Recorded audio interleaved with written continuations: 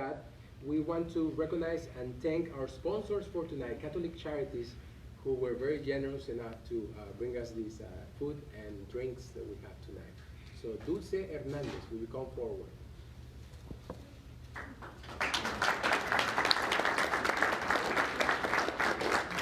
Hi, good evening, everyone. My name is Dulce Hernandez Valdez, and I am part of the Catholic Charities team.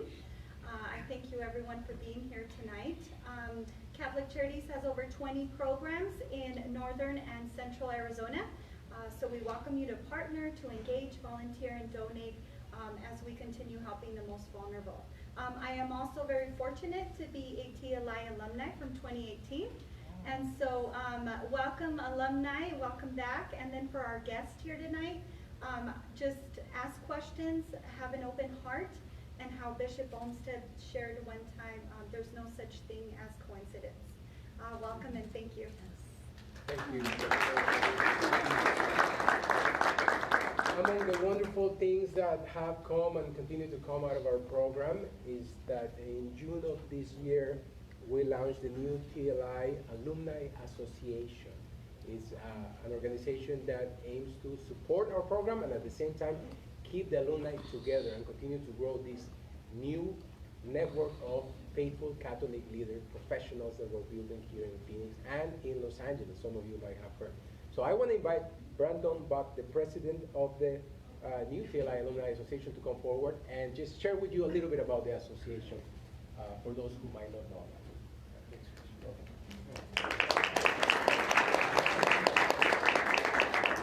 Good evening, everyone. Thank you very much for being here.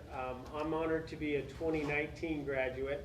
I'm also an employee over at St. Vincent de Paul. We feed, clothe, house, and heal our community through our network of 85 pantries that are based in Catholic churches all over the Phoenix Diocese, as well as our 5 charity dining rooms and our 7 thrift stores.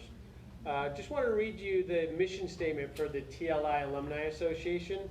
The purpose of the TLI Alumni Association is to foster a spirit of loyalty and advance Tepeyac Leadership Inc's mission of delivering civic leadership development to lay Catholic professionals in the U.S. and beyond. I like that. This is accomplished primarily through the financial support which comes in the way of membership dues. The TLI Alumni Association supports TLI's mission and strengthens ties between TLI alumni, the church, and the community. So basically that's it. We've got 2 cohorts. We are growing in Los Angeles, here in Phoenix, and we want to enable the graduates to continue to network amongst their cohorts and their respected professional networks. So we hope that you join our Alumni Association and continue to build this beautiful community that started. Thank you.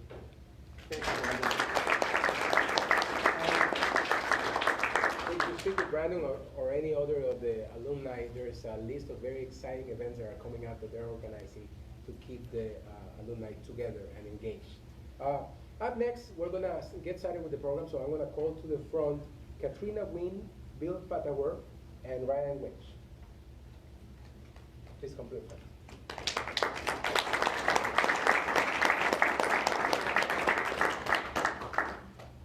If you could take a seat. They're very nervous. They don't know exactly what, well, they have an idea of what I'm going to ask them to do, but primarily, I wanted to share with you about their experience. So I'm gonna, I thought of asking you a series of questions. Maybe each of you can take a stab at them. But let's start with introductions. If each of you could say who you are and what you do professionally. Katrina? All right, my name is Katrina Wynn. Professionally, I am now officially the youth minister at St. Francis Xavier Parish. I've been there 4 weeks, so yeah. I've absolutely got it down already, yeah. But I have been doing youth ministry for 10 years, so got it down a little bit. I'm Bill Fathauer. I'm the Community Relations Project Manager for the Arizona Department of Transportation, or one of them. So I handle a lot of our outreach for any of the highway projects that you may experience delays because of in the Maricopa County area. I've been doing it for about 3 months.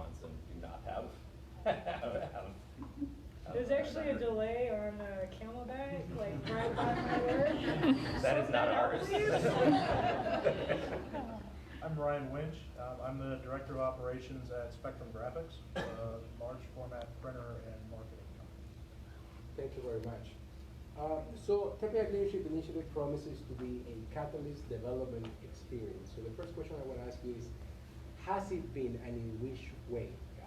If you could talk a little bit about the transformation, if anything, how did the program impact both your professional life and your spiritual life? Because there's two aspects to our program, as you perfectly know, professional development and spiritual growth. If you could talk a little bit about both and how they have changed from before and after doing the program. Any order. From a professional perspective, getting a lot more comfortable with your faith in a professional environment. Being able to talk knowledgeably and have conversations with people who maybe question that you're Catholic or what your Catholic faith means. I'm lucky to work for a Christian-based company, but out of 100 people, I am the only Catholic. So a lot of times, questions get asked, and sometimes there's differing opinions. And one of the big things that you're able to take out of your time at TLI is the chance to really deepen your knowledge of the faith. And it's not necessarily in one particular direction, but an all-encompassing knowledge of the faith. Thank you, I think what I got out of it is that professional doesn't just mean your job, it means all aspects of your adult life. So when you have kids, where do you send them to school? How do you vote? How do you interact with your community? And just realizing that professionally, you're not just your job. It's something beyond that. And I am lucky to work for the church, and before that I did work for a Catholic company, but just interacting with my peers and interacting with friends outside of that, how do you talk about things as touchy as politics from a Catholic context? And then spiritually, TLI really added to the practical side of my faith. I think a lot of times what Catholics are kind of prone to do is we have our Catholic life on Sundays for an hour and 15 minutes if the priest goes long, and then we have the rest of our lives. And this program really helped say, no, there are Catholic aspects in every little thing that you do, and here's how to make those things grow, and here's how to make the people around you grow as well. Thank you. So I think for me, I think one thing I've struggled with prior to this program and less so afterwards, I lacked sort of a sense of self-confidence or self-esteem about my ability to do, big or important things that other people thought I was capable of, and I just didn't have the confidence to even undertake them. And a gentleman whose book was pretty prevalent in our program, Alexander Havard, said that he thinks there's a lot of Christians that believe in God, but they don't believe in themselves, or their abilities, or their capacity for doing great things. And so what the program did for me is it really kind of invigorated my, not only just learning a deeper understanding of our faith, but interacting with a group of young professionals who were kind of, in the same area, the same place I was. They have this really, invigorating fire, burning in them to do, to take important leadership roles and lead their community and lead their community of Catholics. And maybe just didn't have the proper direction on how to do that or what way to do that. So just being around a group of people like that for 19 weeks was extremely helpful for my own sense of esteem as a Catholic. And not only did that, I think, make my professional life a lot better, but it kind of reverse engineered a lot of kind of reinvigoration of my faith life. I was kind of in a kind of apathetic place spiritually. And it's really hard to have a healthy relationship and a love for God when you don't have that kind of esteem and love for yourself. And so I think it not only helped my professional life and given me the kind of confidence that's required to go and attempt to do great things that I know I'm capable of, but it really invigorated my faith life as well. Thank you. Next, could each of you share an experience, an anecdote, or perhaps an epiphany moment, something that you experienced through the program that made you see something different, a light bulb went on, anything like that? Perhaps with the retreat. I think there was, you find yourself asking a lot of questions about yourself. When you start to get into the topics that we go over, whether that's a political topic or a topic of faith, and where the church stands, maybe on a political topic where your views differ. It'll draw you to ask questions about what you truly believe and why you believe those things, and also ask questions about yourself as to why you believe those things, and also what you're doing on a daily basis that helps you to live the Catholic life and to be the model that we're intended to be. The curriculum definitely dives deep into the teachings of the church and provides a very clear picture of what it means to be Catholic. I think for me, there were a couple, actually quite a few of the sessions, but I think specifically the ones on immigration, abortion, and healthcare, and human sexuality, especially I think for the three that stood out to me, that really kind of hit home with the kind of mindset that this is a human person that we're dealing with. It's not a statistic. They're not a statistic. They're not a, just kind of amorphous thing that's there that you have to deal with on this certain political issue or certain social issue. It's that you're dealing with a real human person. And I work in politics. It's often very hard to not to fall into the trap of viewing a person that's on the other side of an issue or a problem as like the epitome of evil. And it really kind of gave me a different mindset in my job of like, I need to, and I find myself getting very angry or getting, feeling like, this person that I'm dealing with or this, situation I'm dealing with is really bad and problematic. It's helped me much more since the program to kind of take a step back and reorient the way I'm approaching the situation and deal with it in a more human level. So for me, that's, I think, functionally probably one of the biggest ways that the program has changed me in a practical way. Great, thank you. Thank you, Bill. For me, I think it probably came at about the halfway point. Throughout the 19, 20 weeks, you read different church documents or different press releases from church leaders, and you really realize how much of what we do and what we should be doing is rooted in the gospel and is directly addressed by the gospel. And it can't be ignored. And it can't be ignored that Christ has something to say about immigration, about human sexuality, about education, and we really need to bring that to the forefront a lot more. And we need to evangelize to our community with, no, we do have the answers, and they come directly from God, and we need to implement them in a practical way. So that was more kind of the overarching epiphany moment. But you mentioned the retreat, and you go through the different temperaments at the retreat, and so a light bulb clicked on. It's like, oh, that's why I constantly do that. Okay, now I can fix that. So I really enjoyed that aspect too. Thank you. Last question I'll ask, and then we'll open it up for questions from the audience. This one is about leadership.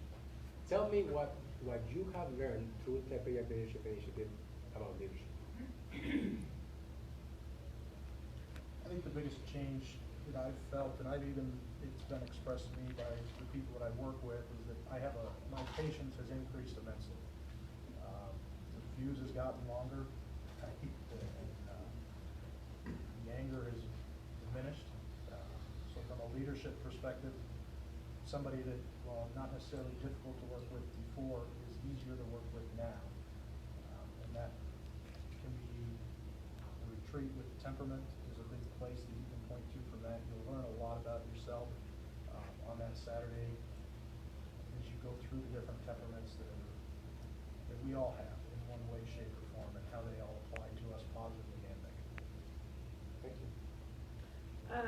One thing I noticed is from all of the speakers that I really got out of it is they all listen first, and they ask the other people to share their opinion first, whether it's because they're forming their own thought, but I think it really has to do more with when you're in a leadership position, people look to you, and if you say something, people will automatically assume, well, that's what that person wants to hear.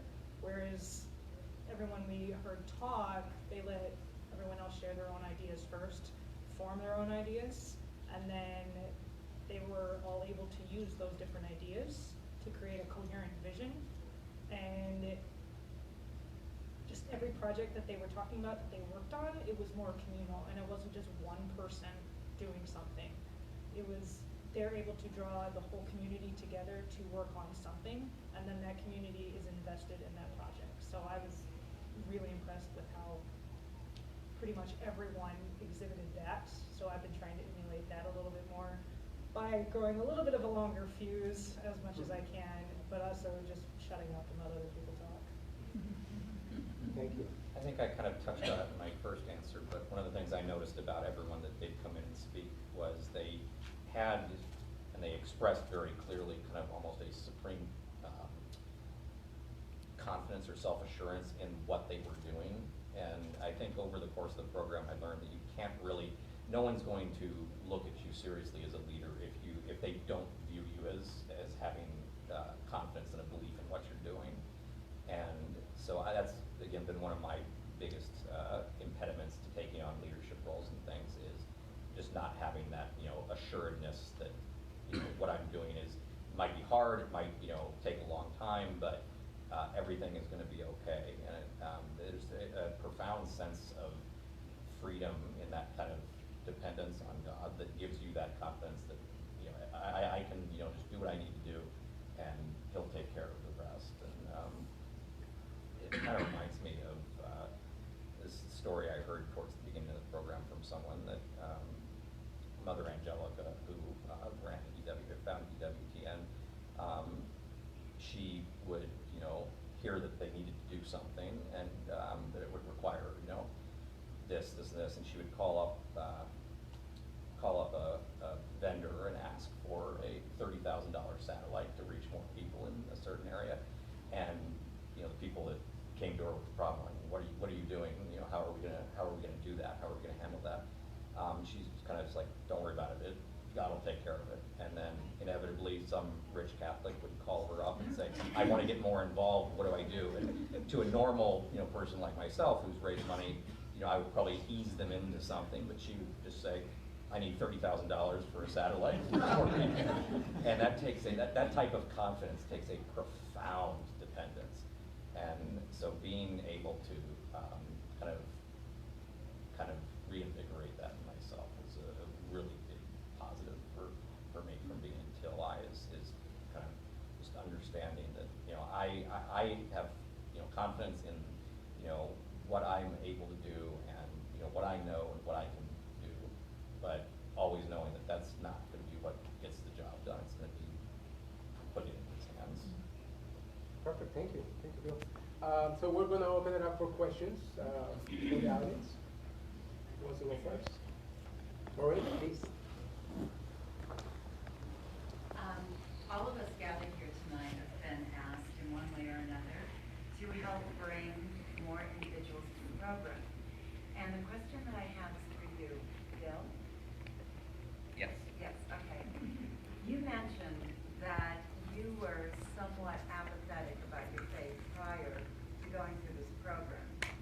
So perhaps you can help all of us here by telling us, if that's how you felt, what was it that drew you to a program such as this?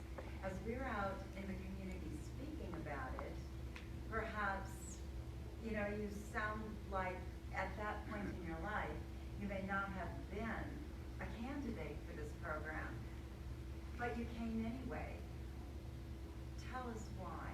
Sure, and I can't remember who it was, but I distinctly remember one of the members of our cohort saying this when we were introducing ourselves, that it wasn't so much that they were had a burning fire and desire. It was that they kind of felt removed from the faith and knew there was something wrong. And I think in a way that's what I was experiencing. I wasn't so much I had a burning fire in my heart necessarily, as much as it might have been, I kind of recognized that some of the fire was burning out, and I knew that was a problem, and it was impeding my ability to, you know, be a strong leader in my personal life, you know, handle, you know, things in my personal and work life. So for me, that's, I think, as much as, you know, I always want to do great things and want to, you know, serve the community, serve the church, but I did, I think, to a certain extent, recognize that I was becoming progressively more apathetic. As I was, like, I'm a convert, and when I was received into the church, I was absolutely on fire, like 24/7, and it just kind of slowly started to taper off a little bit over the several years since I converted, and I knew there was something wrong. There was something missing. As the further I think I turned my gaze away from Christ, I recognized that I knew there was something wrong that was keeping me from being the person that I'm supposed to be. So may I follow that up with one more question? Yes, right. So Bill, what is your advice to us, or how would you approach someone who is in your place about the program? Someone that is maybe not feeling that fire. I mean, honestly, I think, and it's one of the things that I think was stressed on the program is all evangelization to me is relational. It's about, you know, I would just talk with the person, meet with them, meet them where they are, and draw them closer to the point where they can go through the program or can reinvigorate their faith.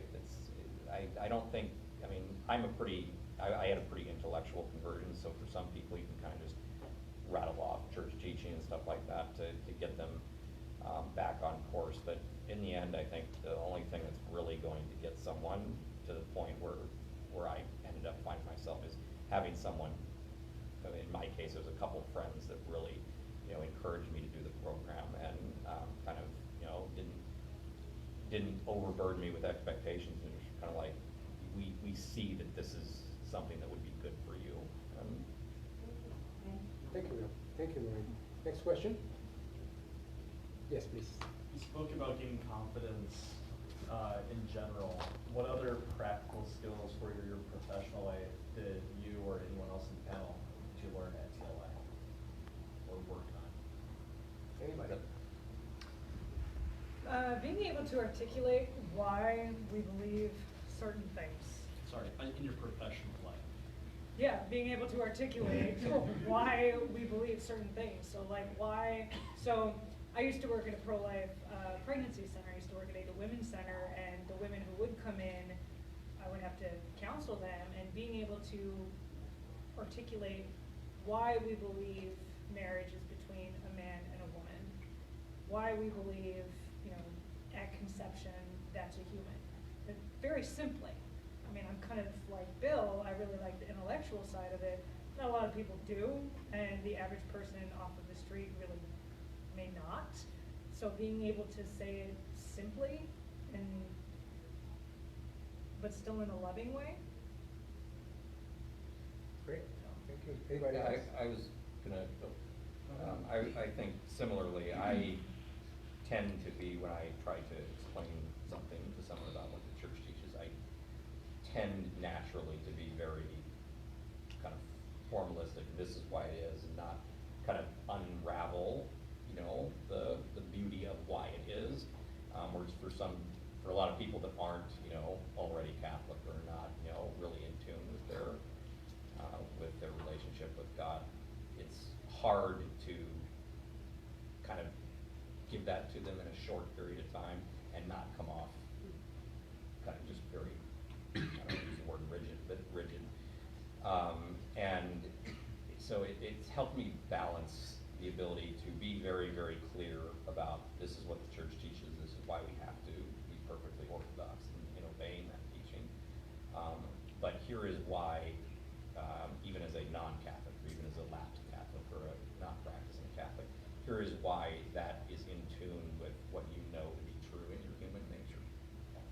Thank you. Ryan, you want to? Yeah, so every week there'll be opportunities to publicly speak. So if publicly speaking is something you're uncomfortable with, it's a very good place to get your feet wet doing that. Because especially when you start out, you're gonna start with about 30 people that you've never seen in your life before for the most part.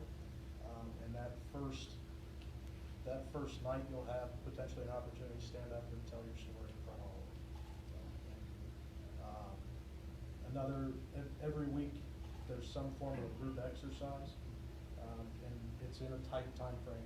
The one thing that Christopher is, it's punctual. So everything runs on schedule. So you may be given an exercise that you feel like is an hour-long exercise or should take that long, and it's usually about 15 to 20 minutes. Networking is another piece of it. As I said, you're going to walk into a room that first night and not really know anybody. So if networking is something that is inside of your profession or something you need to learn for your profession, the opportunity to hone those skills is there as well. And the retreat is another one where you get to talk about temperaments and learn about yourself from a professional perspective and a personal perspective, can provide a ton of insights to yourself. Thank you, Ryan. Could take a couple more questions. Yes, go ahead. So what would be your best piece of, going through when you were in the beginning, discerning whether or not to even apply, taking into account the big time commitment, the big financial commitment, and all the other factors, what was that process like for you, like that discerning part? And also, and the question is that what would be your best advice to those who have to discern all those different pieces? Okay. Ask for other people's opinions. So ask the people who told you about it. Ask your friends who you trust. If you've got a spiritual director, ask them what they think. Because discernment is always a two-sided thing. I mean, if you're discerning religious life, you're discerning it. The church is also discerning it, whether or not you are called to serve in that way. So get advice, get help from other people, and ask them why they think the program would be a good fit for you. Because that's kind of what I had to do. I was a little bit lukewarm about it as well, and a couple of my friends were like, no, you're looking for something, you need something, and this is probably the right thing for you because we see this, and this in your life right now where you're lukewarm or where you're kind of faltering, and TLI would solve it in these 3 ways. I'd like to piggyback right on that question and ask you to address the 2 objections to participate in the program that you brought up, which are the commitment, the weekly sessions, the hours that you invest in it, and I don't know what your particular situations was, but if any of you know about the different options, alternatives available to pay for the cost of the program. Can you address that? Yeah, so the money was a big thing for me because I'm still in debt from college. But they do have a couple of payment options, so you don't have to pay up front. You can kind of pay as you go. And they were pretty flexible. Like if I could only pay a certain amount 1 month, I would just pay it off the next month. So that was very, very helpful. The time commitment, it is every week. It's a significant chunk of time. And it's a couple of weekends, a couple of Saturday mornings as well. I had to give up a couple of things and rearrange my schedule a little bit, but ultimately, when I was discerning it, it's like, okay, I am looking for something, and I do want to kind of ignite that fire a little bit more, and I want to understand a couple of different topics that I knew TLI would address, such as gender, Catholic schools, and why parents have the right to choose, that sort of thing. Like, is it worth it to me to give up those other frivolous things, really, to learn more about my faith? And if that seems harsh, that's just because I'm harsh with myself. So that's really what I had to ask myself. Does that help? Yes, thank you. Gentlemen, you want to say anything about any potential objections to a time commitment, cost, or any other Honestly, reason why? I knew that the biggest thing that was going to be an impediment to me possibly doing it was it literally coincided with the absolute busiest time of my work year. And I knew I wasn't going to be able to not work, so I knew if I was going to do it, it was going to have to be on top of something as opposed to giving something, the major thing. up. And, you know, my work kind of, time-wise, bumps right up against during that time of year. And going back to what Christine said, honestly, I don't think if I had discerned in a vacuum and just kind of thought about it myself without getting the advice of other people and praying about it, I would have just discerned well past the deadline for applying and never ended up doing it. That's what I do. So honestly, I would say, like Katrina said, talk with your close friends, the people that can really be honest with you about, you know, not only about your needs, but about your capacity for doing something like this.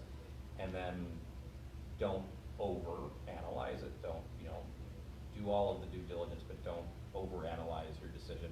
Once I got to the point where I was like, this is, you know, I can afford it, and I think I can, you know, handle the time commitment, or I'm gonna do it anyway, I just did it and stopped letting myself get inside my own head.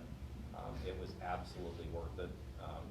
It was hard. It was, you know, I was exhausted on Wednesday mornings, you know, after the session on Tuesday evening, but it was absolutely 100% worth it. And I would do it again in a heartbeat. Thank you. Right. Yeah, I think you'll find that maybe for the first couple of weeks you feel like it's a large commitment, but after you're a few sessions into it, it becomes something you look forward to, and it's interaction with the people in your class, and it's also the quality of the speakers that are presenting to you on a weekly basis, that it makes it 3 of the most enjoyable hours of the week. Thank you very much. I can take one more question. Yes. How has your prayer life and life living the sacraments been affected with this program going through? Excellent. Thank you. So pretty much every single speaker, when they're describing their prayer life, because that was a question we would always ask them, they usually started out, well, I get up at 4 in the morning, I pray for an hour, I exercise for an hour, I spend an hour with my spouse, and then at 7 o'clock, and then my kids get up, and I'm like, holy crap, I'm not getting up at 4. But I will say, I did make the commitment to at least get up an hour earlier and pray for that first hour. Whether it was spiritual reading, whether it was struggling to stay awake while I was praying, I at least made a commitment, because every single one of them had, you need to schedule that time. So I did, and it's really made an impact. Like the days where I do hit snooze one too many times, and I skip that, I have a terrible day. I am that person. I get up at 4:30. I pray the liturgy of the hours to start my day. By 5:30, it's getting the business day started. I'm out of the house by 6:30. Wednesdays, St. Thomas the Apostle offers an evening mass, so I go to mass at 6 o'clock on Wednesdays, in addition to Sunday. And on Sundays, I work to get to the church 45 minutes to an hour before mass to spend time in adoration. And those are things that Wednesday evenings were not something that I committed to prior to the class. With the Tuesday evening freeing up, that gave me the opportunity to take the hour that it takes to go to a weekday mass on Wednesday, and also the time in adoration before mass on Sundays. Even if it's an extra 15 minutes prior to mass, it makes a large difference, one, in the way you participate in mass, but two, you'll also notice it in the way the rest of your week goes. Yeah, I think, you know, my biggest impediment to prayer life has always been I over-plan. You know, I basically think I have to get up at this time and pray for exactly this amount of time, 'cause that's all I'm going to have to be able to do. And since the program, it's been a lot easier for me to set aside the time, but also make the time throughout the day, even if I don't have time set aside to, you know, formally sit down and, you know, really heavily contemplate about what I need to pray for. The ability to just kind of in the moment, you know, I need to go to God for this. I need to, you know, not try to solve this problem by myself, which is my, like, internal flaw, is I try to solve everything that I need to solve, kind of without going to Him. So just kind of being able to be kind of present in that moment, and knowing that this is a time where it's not up to me to resolve this issue. I need to go to someone a lot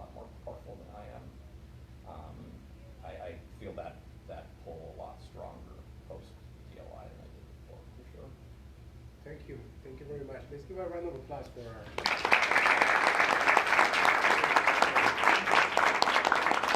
So the night is not over. The idea is that you really get to mingle and get to know.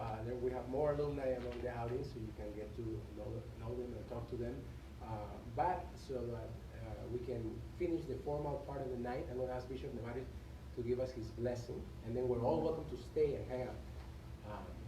Bishop Nevares, if you would.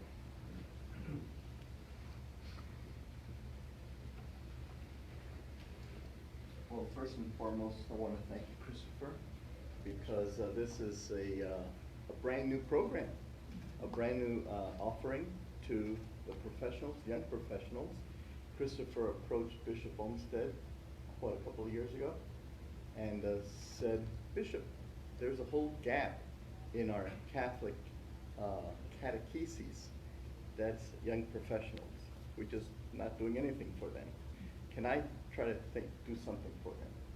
And so the bishop gave him his blessing, and Christopher went ahead and got everything organized, and praise the Lord, there's lots of fruit, and it's only the beginning. So thank you so very much. Let's give him a big round of applause.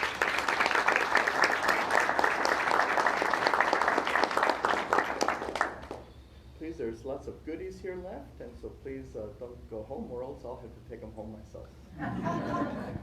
The Lord be with you. And with your spirit. Blessed be the name of the Lord, now and forever. Our help is in the name of the Lord, who made heaven and earth. May Almighty God bless you and all of your families, the Father, the Son, and the Holy Spirit. Amen. Have a good night. Thank you.